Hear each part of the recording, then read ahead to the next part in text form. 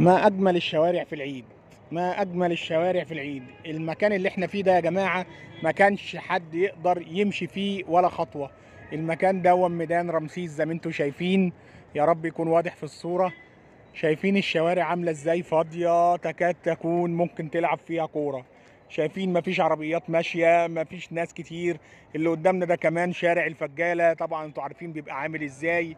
واللي قدامنا ده جامع الفتح، زي عارفين برضو الشوارع اللي هناك بتبقى عاملة ازاي. شايفين يا جماعة؟ والله يا ريت كل يوم يكون في عيد. يا رب يكون كل يوم في عيد، او الناس تمشي بقى ما تبقاش موجودة، عشان نعرف نمشي في الشوارع بالطريقة دي. كأننا ماشيين في اوروبا.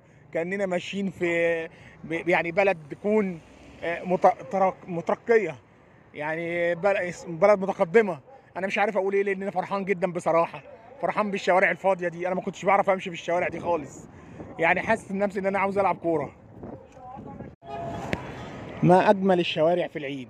ما اجمل الشوارع في العيد. المكان اللي احنا فيه ده يا جماعة ما كانش حد يقدر يمشي فيه ولا خطوة. المكان ده هو ميدان رمسيس زي ما انتوا شايفين. يا رب يكون واضح في الصورة. شايفين الشوارع عاملة ازاي؟ فاضية تكاد تكون ممكن تلعب فيها كورة. شايفين مفيش عربيات ماشية، مفيش ناس كتير. اللي قدامنا ده كمان شارع الفجالة، طبعا انتوا عارفين بيبقى عامل ازاي. واللي قدامنا ده جامع الفتح، زي عارفين برضو الشوارع اللي هناك بتبقى عاملة ازاي. شايفين يا جماعة؟ والله يا ريت كل يوم يكون في عيد. يا رب يكون كل يوم في عيد، او الناس تمشي بقى ما تبقاش موجودة، عشان نعرف نمشي في الشوارع بالطريقة دي.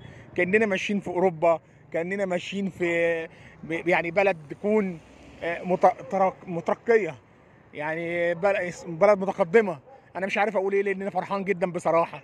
فرحان بالشوارع الفاضية دي، انا ما كنتش بعرف امشي في الشوارع دي خالص. يعني حاسس نفسي ان انا عاوز العب كورة.